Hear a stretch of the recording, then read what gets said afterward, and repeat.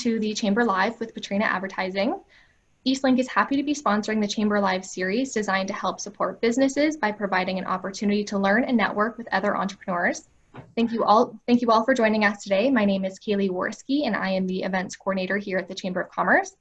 We're so honored to have Pam and Mario here with us today, who I will introduce shortly, but first a couple housekeeping items. We will be recording this session today and adding it to our resource section on our website. There's also a chat box available, which Mario and Pam can read from directly to answer your questions during this presentation. Should you have any further questions after the webinar, please feel free to reach out to Pam or Mario. All contact information for Pam and Mario will be provided in a post-webinar email, along with a link to the recording of today's Chamber Live and a brief survey. Thank you all for joining us here today. Should there be any technical difficulties, just note that we appreciate your patience and thank you for rolling with us. In this presentation, we will learn about the key components of a digital strategy and how you can successfully bring your business online. I'll now turn it over to you, Pam and Mario. Thank you. Great. Thanks, Kaylee. I'm just going to get the presentation started. So yeah, as Kaylee said, we're here today to talk about bringing your business online, ways that you can do that, why it's important right now to be online and to have the ability to bring your business online. And you know, we've structured the presentation so the first half an hour, Mario and I will be talking, but we really wanted to give a lot of time at the end too to be able to answer any questions that you have. So we'll do our best to answer as many questions as we can and give you as much information as we can. And then the ones that we can't, we can follow up with after as well. So we'll get started.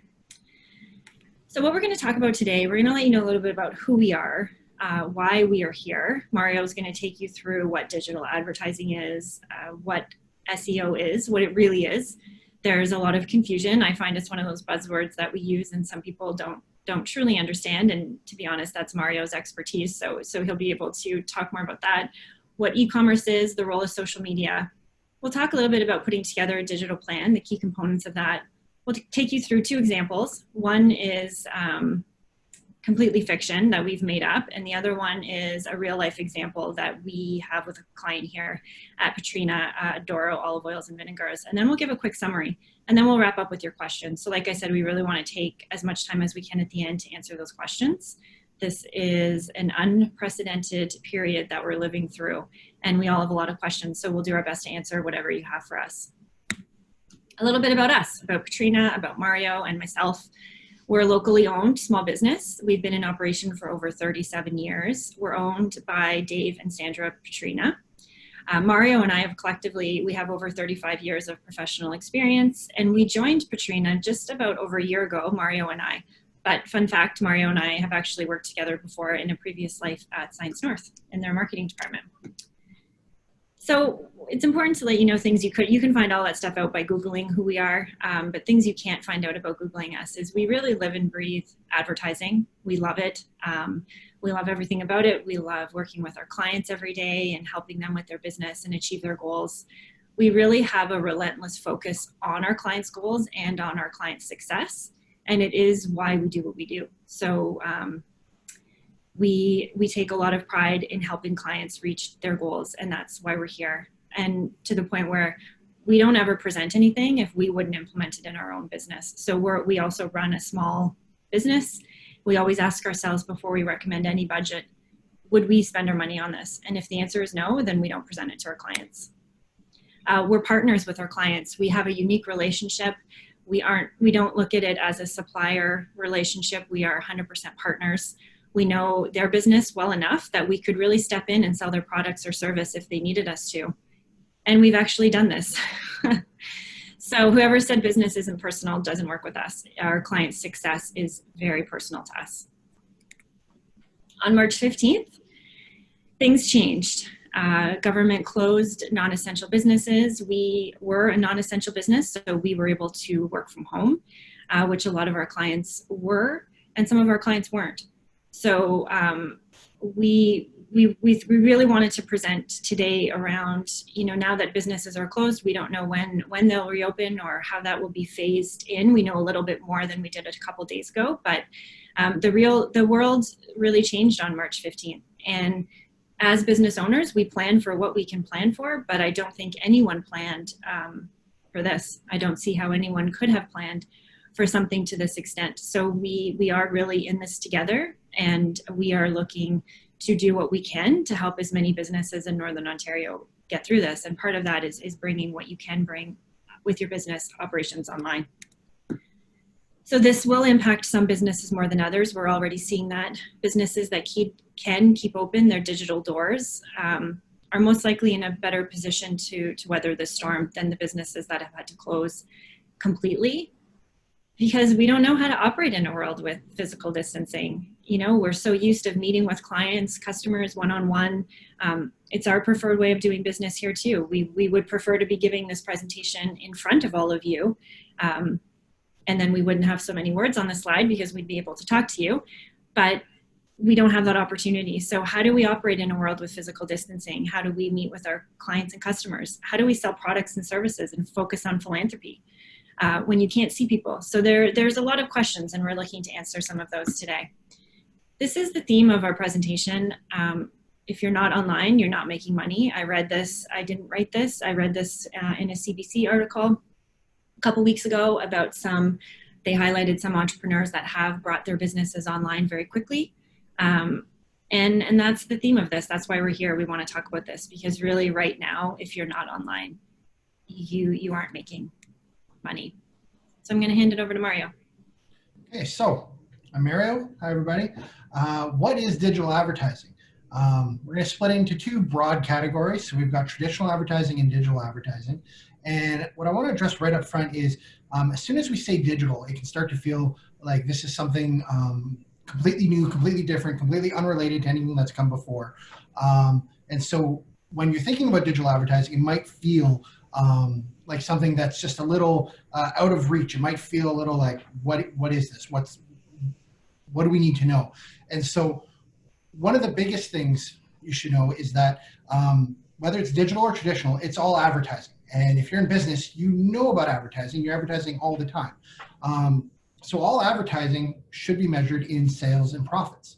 The biggest difference with digital advertising versus anything else is digital gives us added data to understand what is driving or hindering those sales and profits. We can track and test which words, which pictures, and which processes help to increase sales and which ones are hurting those sales. Because we have the data, and we can also try a lot more things than we used to. So we can also often target those ads based on qualities that we know your customers share, such as where they're from, their gender, their age, their shared interests, which industries they work in. Very few companies can say that they sell to everyone. So what digital allows us to do is ask the question, why are we spending our money trying to advertise to everyone, and their brother, when you can focus in and really find the people who are most likely to need what you're selling. So careful targeting allows you to get better results for your money. And just to show you how our thinking about digital really just parallels traditional, just how it's really, even though it seems very different, it seems all brand new, it's all stuff that's been around for a long time, and it really gives us a framework for thinking about it. Content advertising is, we typically see this on things like social media. So, Facebook, Twitter, LinkedIn, when you're doing it for promotional purposes, that's content advertising. And those are basically ads, but they look like regular content. They look like regular posts. So on Facebook, you'll do a post and then they let you boost it. But if you create an ad on there as well, they do their best to make it look like regular content, because people are more likely to look at things that don't look like ads, right? We all have strong filters to say, well, that looks like an ad, I'm going to try and look away from that. So content advertising just helps people get into your content a bit more, get into your message a bit more before those red flags start going up. Display advertising is more what we typically think of when we think of online advertising. It's in fact the oldest form of online advertising.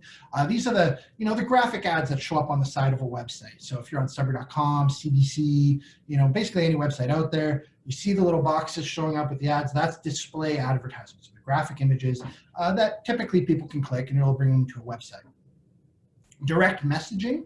The best equivalent to that, to think about traditional, would be direct mail or even just email, right? although email is digital. But direct messaging can be, messages you send directly on LinkedIn. LinkedIn has done a really good job with this, where you can select, certain characteristics that define who you're trying to reach, such as, a business in Sudbury, or a mining company in Sudbury, things like that. And instead of just showing them ads, you actually send them a message that looks like just like any other direct message you would get on LinkedIn.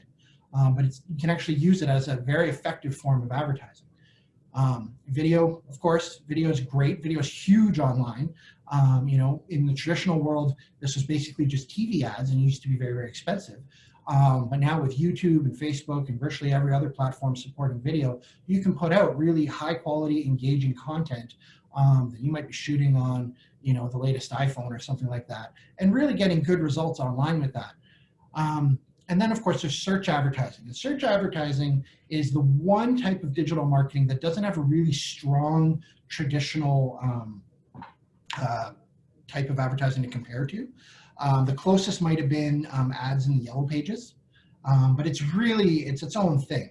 So for those who don't know, when you're typing something in Google, you get two types of results. You get results that show up simply because Google thinks these are the best possible sites for what you're looking for. So you're looking for shoes, Google will turn up whatever website about shoes it thinks that is most relevant about that topic. But it will also show results that people paid for. So if I own a shoe company, I may be paying a premium to have my search results show up at the top. So that's search advertising, basically.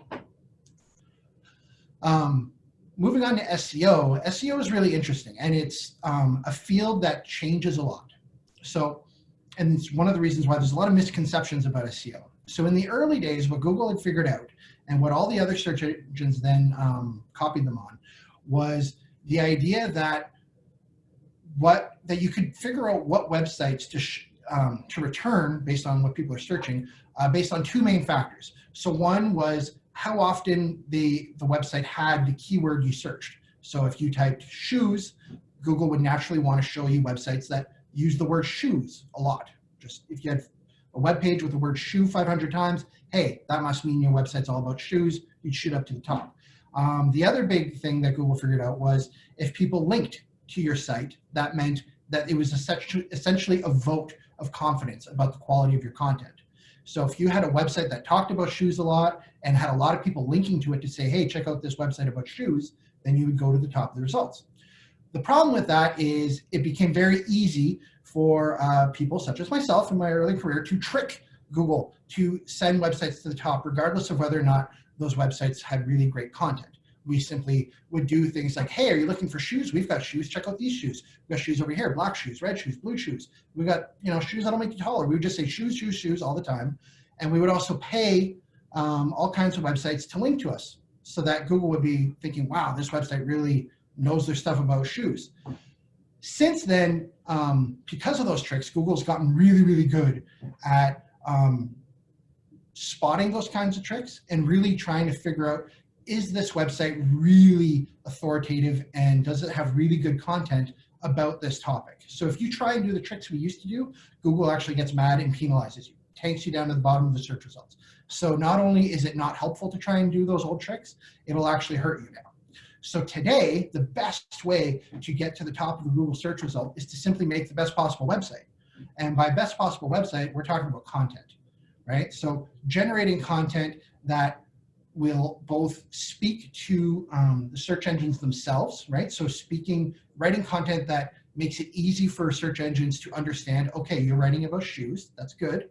This is a very shoe-related thing, and you didn't just say the word shoe 500 times. You're actually talking about different aspects like the sole and the material and the laces, whatever, that kind of stuff. But you also need to write content that people want to read.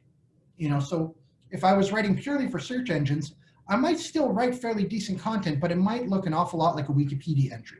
It'd be just very dry points of information and so forth. And unfortunately, while that might get you good traffic, it won't convert to sales. So the key with content for both SEO and sales purposes is striking that balance, writing stuff that will speak well to search engines, but will also be easy to read for people and will help drive what your goals are. If you want people to buy shoes, for God's sakes, don't bore them with 50 types of leather. It's just not going to help them sell. You really got to figure out what what people need to know to take that next step. Which brings us to e-commerce, right? This is what this whole presentation is really about. At the heart of it is, how do we use online to sell, especially when, you know, a lot of us can't have people coming into our stores. If we're not considered an essential store, we got to sell online. Whether that's whether you're selling services or you're selling goods, you know, online has always been important, but it's especially important right now. And so the best way to understand what e-commerce is, in case there's any ambiguity about this at all, is if your customers can pay you for what you have to offer, that's e-commerce. You know, so if you're selling goods that can be shipped through the mail, or you're selling services that you can provide over Zoom or through a phone call or something like that, if that transaction can happen online, that's e-commerce. And e-commerce used to be very, very difficult and risky. And the reason that is, it might not be immediately obvious, but when someone hands you their financial information, right? You're doing a transaction online, they've got to give you their credit card info, you become a target for hackers. And the hackers want to collect all those credit cards and then do their, you know, mischievous stuff with those credit cards on the back end. But because they got that through your website, now you're liable, right? So that's very risky. And so companies had to spend an awful lot of money on huge teams of engineers to try and secure their websites as much as possible to avoid that happening, because if it happened, you can get sued, right? You can get sued for all those losses. Today, this has all changed. Not because hackers don't still want to get at that financial information, but because there are services like Shopify and Stripe and a whole slew of other ones that take care of that risky, difficult part for you. So today, when someone is interacting with you online, you really shouldn't ever ask them for their credit card info yourself. Instead, that's going to happen entirely on pages driven by services like Shopify. That way, that when they're putting in their financial information, you're not liable. It never touches a server that you own.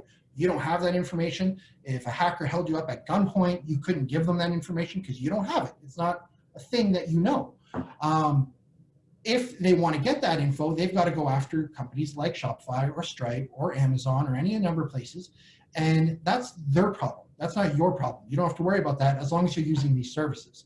So it just makes it really easy to keep that information safe and lets you focus on what you do, which is selling goods and services. Now we want to talk a little bit about social media, and specifically social media in the context of media in general. Right? We've already talked a little bit about how all advertising is advertising, whether it's digital or traditional, it all falls in the same bucket. And media is the same thing. Okay, so whether you were talking about old school, well, not really old school, but you know, TV, radio, newspapers, magazines, all that, that was media. Social media is just another media channel like all the others. The purpose of all media is to provide us with entertainment, information, and now social connections, right? There wasn't a whole lot of social connections before, but that's kind of the focus on social media, hence the name. And what the business model that media has is they provide all that in return for our attention as consumers. And then that attention is used to try and sell us things, right? So, you know, the way TV stations fund themselves is, you know, they slot 22 minutes of entertainment in a half hour and then 8 minutes of advertising. That 8 minutes of advertising pay for the whole thing. Social media is the same thing. They make their money off of advertising. What is different about social media, and what's really interesting, is in the old media, you needed to pay people to get that attention, right? So they're creating content, they're creating television shows, news programs, articles, whatever, and then doing a bit of a trade of information. On social media, you can create that content directly yourself. So you're not so much necessarily banking on, you know, a celebrity pulling in a lot of attention. You can go in and try and get that attention directly yourself. You know, which means that in theory, you don't have to pay to get attention if your content is that good. But the challenge is twofold. First, it's hard being interesting. It's really hard to be interesting enough to get people to stop whatever they're doing and pay attention to you. They got other things they can be paying attention to. You know, and there's a reason celebrities still get paid what they do today, you know, because they're really good at getting people to pay attention. So if you don't want to pay for that, you got to be more interesting than everything else that's out there. You're competing for that. But it's an open field. That's an option. You can try and do that. The second challenge, though, is that companies like Facebook are making it really hard for you to get that attention unless you pay for the privilege. So the big difference between when you're writing a personal post, which then gets seen by all your friends and family, versus when you write a business post, is Facebook has teams of engineers who are dedicated to trying to identify, oh, this post over here, this is a promotional post. And as soon as they figure out it's a promotional post, they more or less hide it. Very few people see it unless you pay for people to see it, right? That's the whole boosting of posts that they talk about today, right? If you want to boost a post, all of a sudden, all those people who used to see your stuff for free, Facebook will let you see it, but you have to pay for that. So in other words, social media has really become exactly like all the other media. It's an advertising platform. If you want to get everybody's attention with a sales message, you got to pay to play. But that's not really different from anything else. It doesn't make it any, it's not nefarious, it's just how they fund the whole thing. And so that makes an awful lot of sense. So when you're putting together a digital plan, there are a few really key components. First and foremost, and this is more important on digital than in anything else. It's always true, but it's especially true on digital. You need to know your customers well enough to know where they spend their time online. Is it on Facebook? Is it on Instagram? Is it on news sites? Is it on YouTube? Knowing where your customers live is the first step. And that can be challenging. A lot of us tend to think that other people are doing what we're doing, right? So in my age bracket, most people I know spend most of their time on Facebook. That's where we go. But if I look at my kids, for example, and I've got 4 of them, so I've got a fair range of kids to compare to, they don't like Facebook. They don't want to be on there. As far as they're concerned, that's something old people do. So they want to be on Snapchat and TikTok and things like that. So you really got to learn who your audience is and where they're hanging out. You can't assume that they all want to do what you're doing. The second thing is you need to know what you want to ask of them. Again, this has always been true in any advertising, but it's especially valuable in digital because we can track what people do after they see your ad. We can track, did they see it? Did they click it? Did they go to the website? Did they do anything on the website? Did they email you? Did they call you? We need to know what it is we want from people so that we can track whether the ads are effective. Because that's one of the big advantages to going digital is we can really tell to a penny how effective a campaign is. So you got to ask yourself, do you want them to fill out a lead generation form? So sometimes that's, give me your email address and I'll send you this free white paper on some topic, or give me your email address and your phone number and you'll get 20% off your next order, or things like that. There's all kinds of offers you can make in return for getting people's info. And then you might use that info to try and contact them to sell them stuff, right? Or you might want them to come to your physical location. Or maybe not right now, right, because of COVID, but usually we don't mind when people show up at our places of business. That's usually a good thing. Or you may want them to call you, but you need to know what your goal is and then structure your campaign around that. Developing a campaign to drive those actions it's the whole game, right? Knowing where they live, knowing what you want from them, that's the whole thing. And every platform is different and every company is different. So there's no one-size-fits-all approach to developing a campaign. If there was, believe me, I'd do it. I'd offer it for like $1,000. Here's the campaign and just sell it to everybody. But there isn't. Every company is different. Your customers are different. Where they live is different. Platforms, everything is different. So we really got to dive into your specific cases to figure out exactly how to develop that plan. But these are things you have to think about when you're doing that.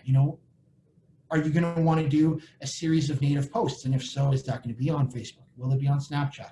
Is it going to be direct messages on LinkedIn or over email? Will it be short form video, a story on Instagram? Will it be a dance on TikTok?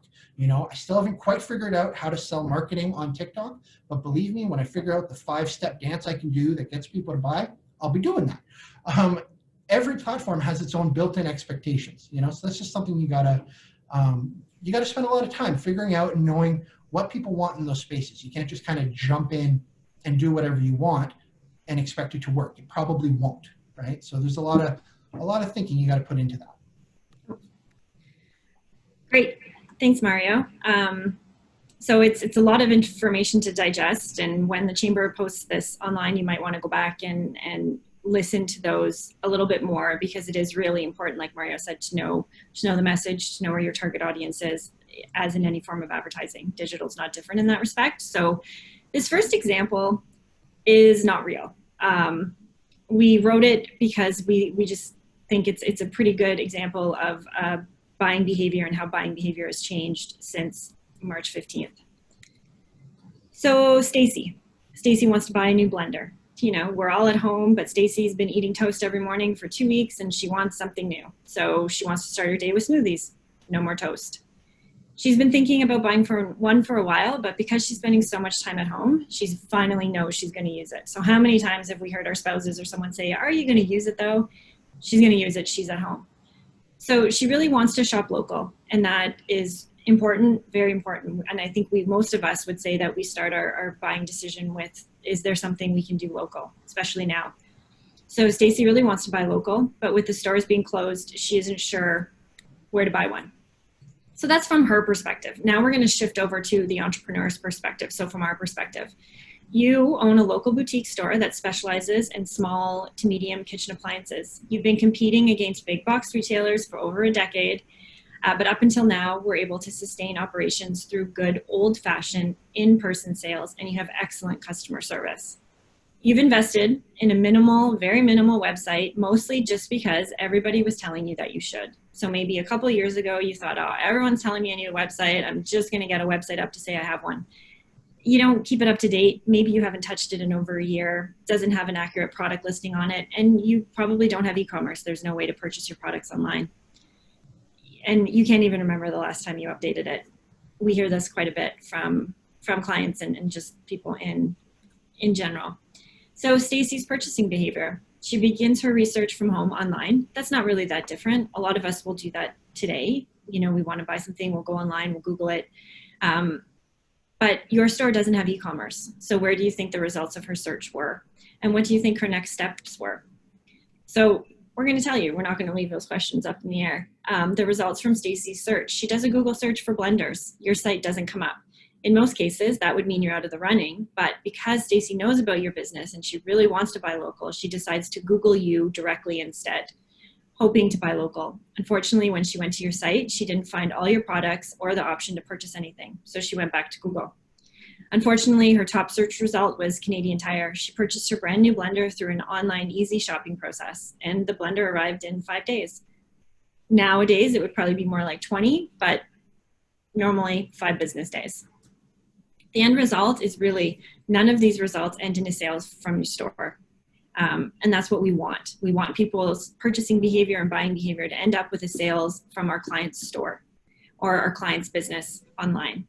There's never been a good time. And you know, there really is never a good time to embrace new technology, and we get it. Change is disruptive and it can disrupt operations. You've been doing things the same way for a decade, 5 years, 10 years, 15 years, 20 years. You've been doing it and it's working. So why up until now have you had to change it? March 15th, this all changed. So we've realized that it's time. So, you know, now is as good a time as any, because if you're not online, you're not making money. So the solution, and this isn't the only solution, just this is what we're here to talk about today, and is this user-friendly, easy to navigate website. You might have that already, you might not. We've talked about content. Mario talked about how important content is to write. This is often one of the things that we see a lot of the time when expertise has not been invited to write this content, that it's not doing you any favors. So yes, the one caution we have is, yes, we need, you know, we are advocating for businesses to be online and do business online, but not to the extent where it hurts your brand. Every piece of marketing, every touch point you have out there is a reflection on your brand. And that is how your brand will live in the hearts and minds of your consumers. So you want to make sure wherever they're seeing your brand, it's building your brand equity. It's building that position that you want to be, that you have decided that you want to hold in the competitive market. Content is a critical part of a website. Shopify. So this isn't the only e-commerce addition to a website or the way that you can add e-commerce to your website. It is one that we work with a lot. And when Mario goes through the example that he'll be doing on the next slide, this is how we chose to integrate e-commerce into one of our clients' websites. And then the reason we spent so much time talking about a digital campaign, social media, SEO, was because you need to let people know once you have this website and e-commerce that they can use it, that now you are online, now they're able to purchase directly from your website, because we want to shop local. Our community is one that wants to support one another, and we're great for that. So we need to give them the tools to do that. And once we have all of those tools up and running with an e-commerce site or Shopify or whatever, we need to let them know that it's available. And part of that right now is through a digital campaign. So I'll pass it over to Mario. So on to our real life example, Adoro olive oils and vinegars. So in this picture right here, you can see Jody, who's the owner of Adoro olive oils and vinegars. You also see G-Rant. It's from a series of videos we did with them. Just a fun little plug here for them. If you haven't checked out these videos, I highly recommend it. It's a little bit like watching Martha Stewart and Snoop Dogg do some home cooking. It's a lot of fun. And I particularly enjoy the video of G-Rant, who's a vegan, preparing turkey for Thanksgiving. So if you haven't seen that, check it out. So anyway, this is the homepage of the new website that Adoro has. It's running off of Shopify. As you can see, it's very, very clean, very simple, very inviting, and easy to use. And that's important because when Jody approached us, so she's running a specialized gourmet business, right? And she's had an online store for a long time. And her customers would go and her products were all there. And it was a very robust system. It was a very powerful system. She could do a lot with it. But what was happening is customers would go to her site, see products they wanted to buy, and then get frustrated in that sales funnel as they're trying to complete the purchase. They would just give up and call her instead, which is a real problem when you've got an online store and people find it easier to just call you, right? I mean, I'm an online shopper, and I got to tell you, it takes a lot for me to decide I'm going to call someone to finish my purchase instead. So it really speaks to, how problematic that can be. So when she asked us for help, we instantly recommended Shopify. First of all, Shopify is a Canadian tech company. They're based out of Ottawa, and they've really taken e-commerce by storm. If you're not selling on Shopify, but you're selling online, you have a few options. You might be using WooCommerce, which is the system she was using previous to that, and which was giving a lot of headaches. Or you might be selling through a major platform like Amazon or eBay or Kijiji, something like that, but it's not, those aren't really stores that you own. You're completely in somebody else's environment, right? That's more like getting your product on a shelf at Walmart versus opening up your own store. When she wanted to improve her store, it was very clear to us we wanted to go with Shopify. It's very easy to use, quick to get going. We knew it wouldn't be too difficult to train her on how to use it and for her customers to really know what to do. So, sorry, just trying to figure out if I said all this stuff. Yeah, actually touched on all that already. It was pretty quick, training only took a few hours, which was really nice. But one of the things we really love about Shopify, we can go to the next slide there, Pam, is we can go in and we can pull all kinds of data right off the bat. It's not complicated because it's built in. Shopify does this right away. We didn't have to do anything special for this. So right away, we knew which products were doing well. We knew who was buying, where they were coming from in terms of, was it a referral from Facebook, from Instagram? Was it a Google search? Did they just type in the URL directly? We know how many of those customers are returning customers, meaning they've gone through this once before and decided they're going to keep doing it. We know what percentage of the people who come to the site actually convert and make a sale.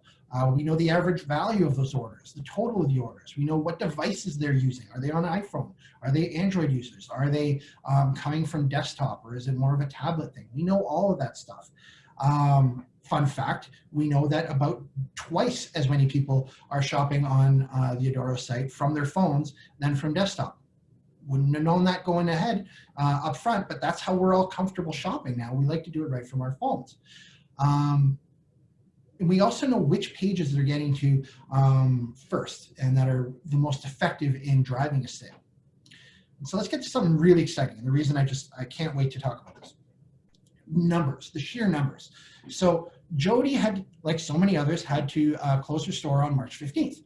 But because she had this online store already, what she saw and what we saw when we jumped into the numbers is that her online sales jumped 6,753% since March 15th compared to that previous time before that.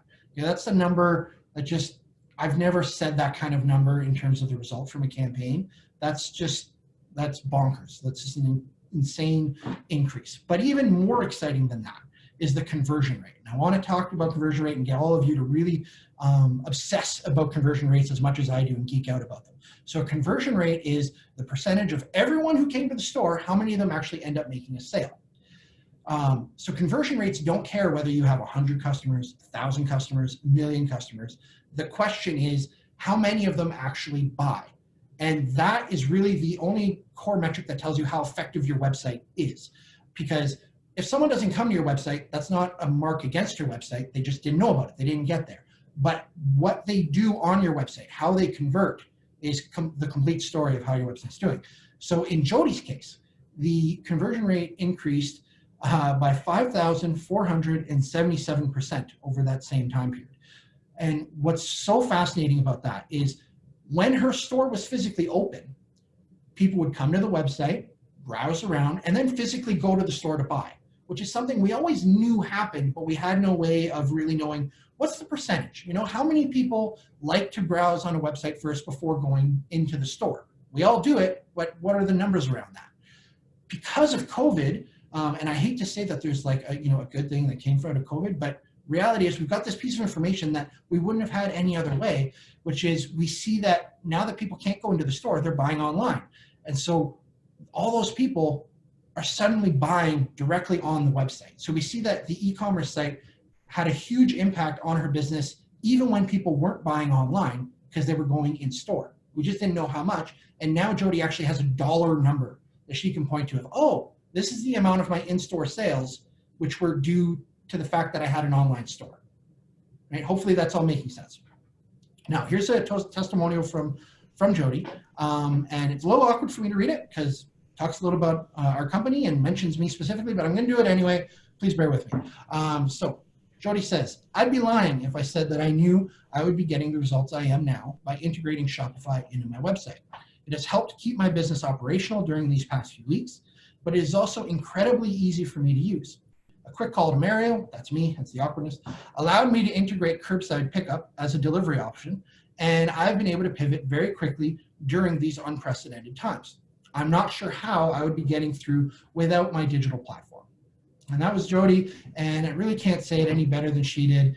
The reality is, if it wasn't for that online store, her sales right now may very well be zero because that's the only way that the sales are happening, So anyway, I'm going to turn it back over to you, Pam. That was really exciting, and thank you for letting me share that bit of client info. So I love watching Mario present because this is how passionate we are. Like when we were really diving into Jody's analytics, Mario and I were on a call putting together this presentation because of physical distancing. We're not working in the office, and we got so insanely excited about these percentages. I have never thought we'd be giving percentages to a client that are like 6,700%, like that. We're usually happy with 100%, right? 6,700% is a drastic increase, and not to minimize the what's going on in the environment right now, but I think that those type of analytics are really exciting, and Mario, good job showing your excitement. So a quick summary, there's really never been a more important time to consider digital marketing, whether that's advertising an existing e-commerce site that you have or creating an actual e-commerce site. It's the perfect time to embrace this. There's never been a better time to launch a store, because what we don't know and what we talk about a lot is how will this affect consumer behavior going forward. So people take grocery shopping, for example. People are ordering online and they're picking it up curbside. That has been available. Independent's been offering that for years, and people haven't, from what I have seen, I don't have any hard data to back this up, but people haven't wanted to change. Changing consumer behavior is one of the hardest things to do in marketing and advertising. And this has forced people to change the way they buy. And what we're really interested in is, how is that going to go back? Is it going to go back?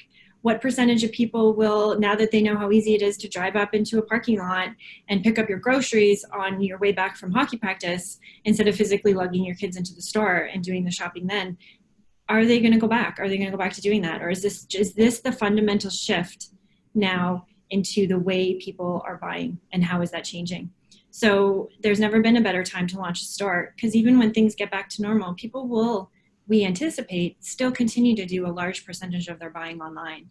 If they weren't comfortable with doing that before, they probably are comfortable with doing it now.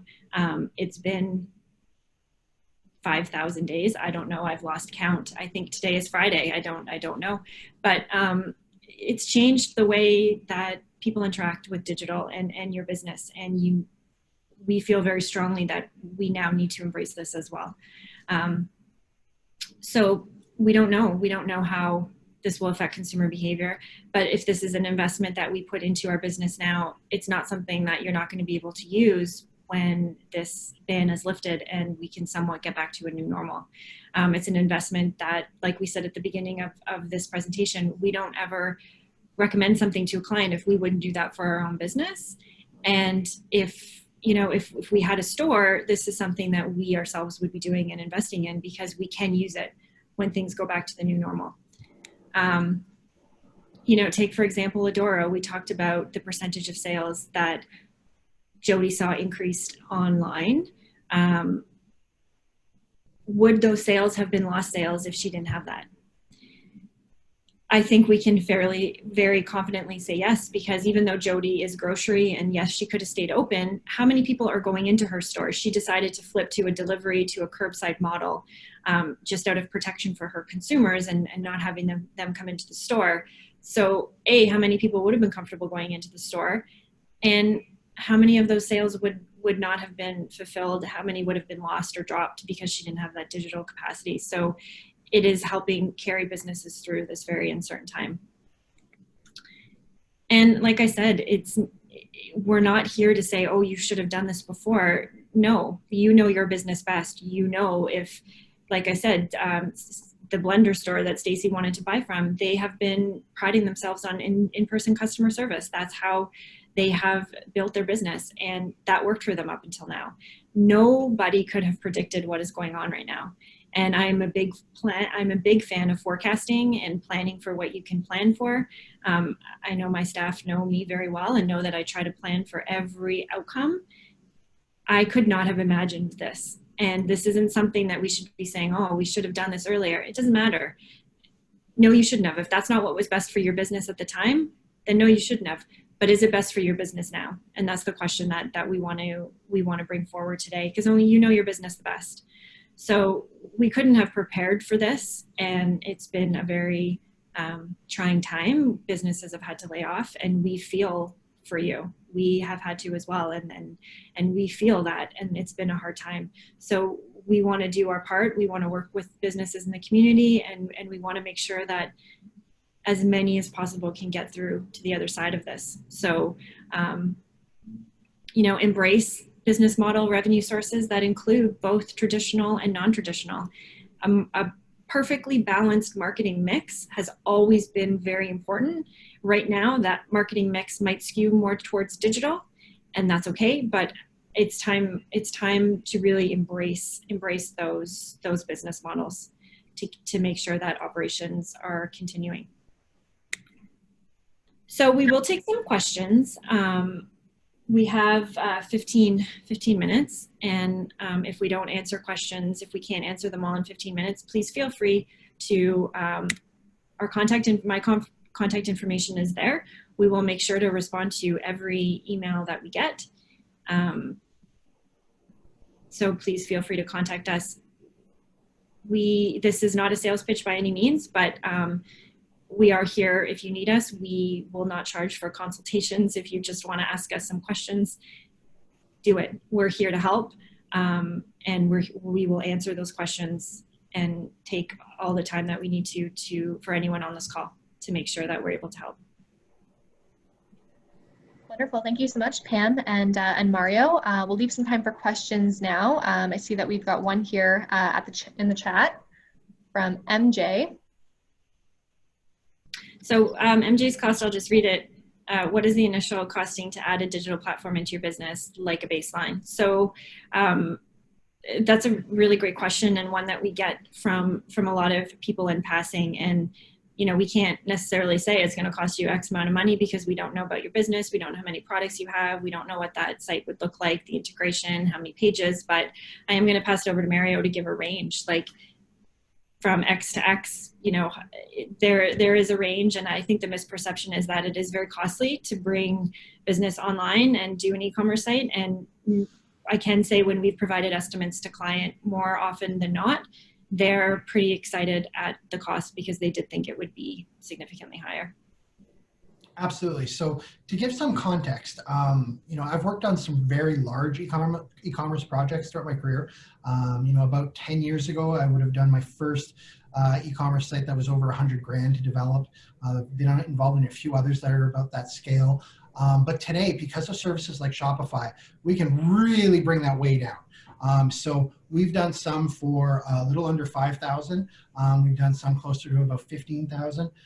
The biggest cost variable really is it's the content, right? So getting a store up and running, that's not that hard, right? You can sign up with Shopify. You know, you can theoretically have a online store with a product up there that people can buy and that's connected to your banking info so that they can, you know, purchase and exchange money, all that stuff. You can theoretically get that up and running in like just a few hours, even less with Shopify.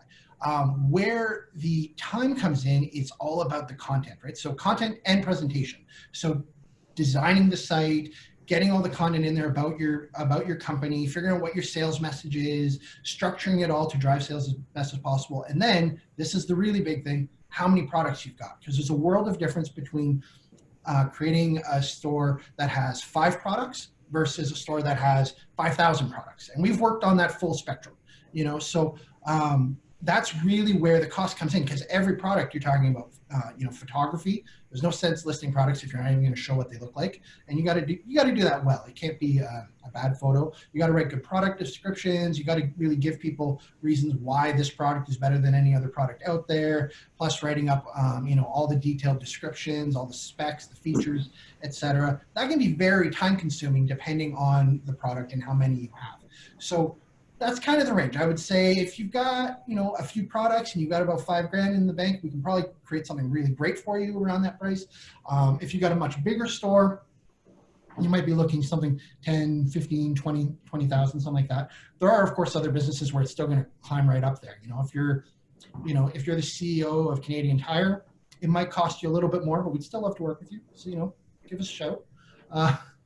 Yeah, no, it's a good range. I mean, there are ways to minimize those costs too, and help you write content and, you know, proofread content and make suggestions instead of writing it. So that's really where that partnership model comes into play.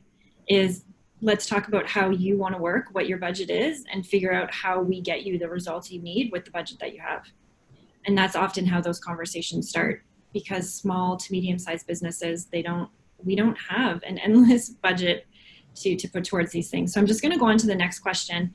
And it's an interesting question because this model works if you have products to sell, tangible, blenders, olive oils, balsamic vinegars. But when you have a business that's very much service oriented, like advertising or like a chiropractor or a doctor, how does this work? And I'll preface any answer by saying that there's regulations for every industry and there's things you can and cannot do online. So first and foremost, that is what we would spend our time figuring out is how can you use online we'd ask you what your goal is, what are your goals, what do you want to do? We'd figure out where the restrictions are, where those regulations are, and then figure out the best solution to help you achieve that goal. So every sector is different and has different regulations. So that would be, I think, where we would start from, and seeing what the client's willing to do online and what they can and cannot do. And if I can add, so I mean, that speaks a lot to what kind of value can you deliver online, right? So if you're a chiropractor, you know, it might be hard for you to, you know, crack someone's back over video. You know, I assume, I don't know, not a doctor, not a lawyer, but I'm assuming some things are a bit harder to do, but there may be other things that you can, you know, just having consultations, you know, things like that. Where our side of it would come in more is in marketing it, right? So you can use digital platforms to find those new customers, as well as helping them to establish their appointments, so there's software out there that we can use to coordinate appointments, help people automatically make those appointments with you, as well as pay for your services online. So all of that part's fairly easy and it's fairly standard for us. The part that we can't really answer is how you deliver your service, right? That'll be different for every business. And some businesses, the service you're offering, there may not be a digital equivalent, but others there might be, or there might be something adjacent to it that you can do in lieu of what you would have done normally in person. Yeah. So I don't see any more questions, but before we... there is actually one more, Pam, in the Q&A box. So anonymous attendee asks, if a small business has a very minimal marketing budget, where can they get the most ROI? You want to take first step? I do not. You can go ahead. So I would say, again, it depends on the business, right? So it comes down to those questions we asked about knowing who your customers are, right? Where they're spending their time. Are they, most people are spending an awful lot of time online, right? But we're not all on the same platforms, right? So my gut reaction based on just, my generation, my age, whatever, is, Facebook. That's where I spend a lot of my time. That's where the people I hang out with spend a lot of their time. But again, that might not be true for who your market is. You got to find out where they're spending their time, where they're hanging out, and then focusing it on that. So if we take Facebook as an example, right, you can market fairly effectively on there by just setting your budget. So if you've got $100 a month, that's your marketing budget. You can do that. You can create a Facebook page. You can start writing posts. You can start trying to build your audience, and you can use that $100 just to boost your posts to try and reach new people, right? So that's an option, So every marketing budget, there's something you can do, but it depends on what your objectives are, what you can offer online. Sometimes we can offer value. Some businesses can offer value in the form of a white paper or an ebook or an online consultation over Zoom. There's things like that you can do, and then you can find out what platform you can offer that on, whether it's Facebook or Instagram or Snapchat or whatever. But it really depends on who your customers are, where they're hanging out, and how you can deliver value. If you're a grocery store, Zoom consults probably aren't going to be a big part of your business model. Probably. I'm not eliminating it for everybody. Maybe some specialty shops can do that kind of thing. But in general, you really gotta know what you're trying to do and who you're trying to reach. So I know that didn't exactly answer the question, but it's kind of the closest I can do right now. Oh, and then we have another question. If my market is millennials through seniors, how can I best reach all of them with limited funds? So I would say, and this is true whether we're talking digital or traditional advertising, a lot of businesses theoretically service everybody, right? Theoretically, you can, anyone is a potential customer.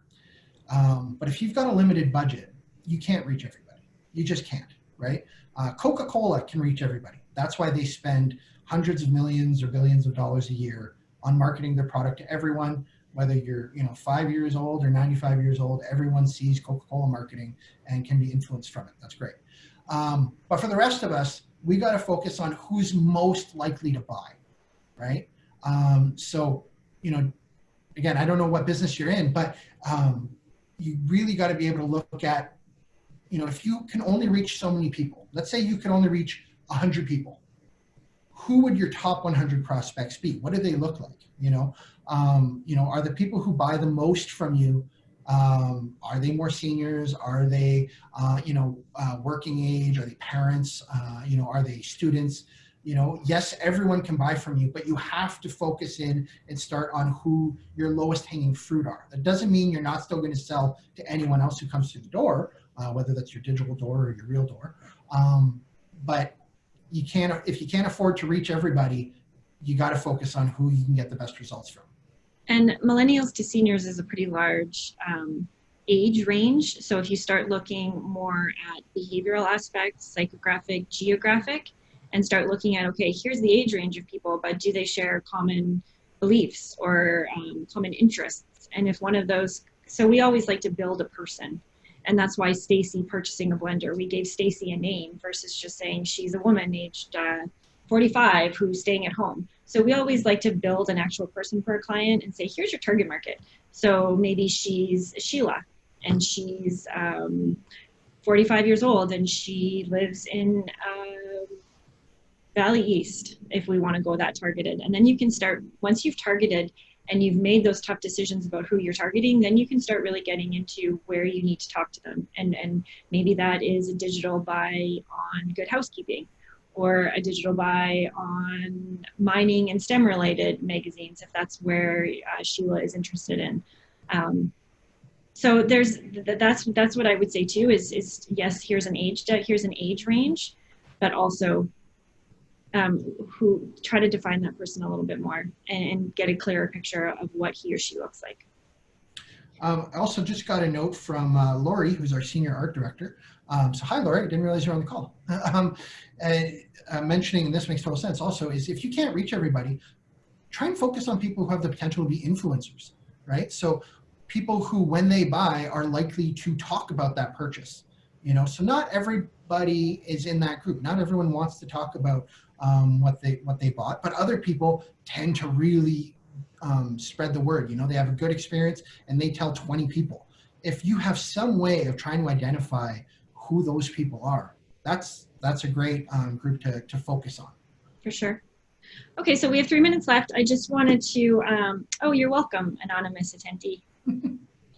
You're very welcome. I just wanted to take a minute before we get off the call. We wanted to thank the Chamber for inviting us to do this presentation. We wanted to thank the Chamber for putting these presentations on and pivoting very quickly to doing events in person, to helping their members to access that information online. We at Patrina have been members of the Chamber for over 30 years, and the amount of information that we've been able to receive from them through this has been amazing. They've been a huge support. So if you aren't a member and you're on the call, please think about becoming a member, because it's important for our Chamber to represent all of our voices in the business community. So thank you, Kaylee. Thank you, MJ. Thank you, Debbie, Syed, everyone that is helping us in the business community get through this. We really appreciate it. Perfect. Kaylee here again, and thank you both so much. We're so happy to have Patrina on, not only as a member, but as a partner of ours. And we're so happy that you were able to join us today and share your expertise. And thank you for everyone who signed on to watch this webinar. Please check out other upcoming free Chamber Live sessions on our website. And on behalf of the Chamber of Commerce, we wish you a safe and happy weekend at home. Thank you so much, everyone, and have a great day. Thank you. Bye, everybody.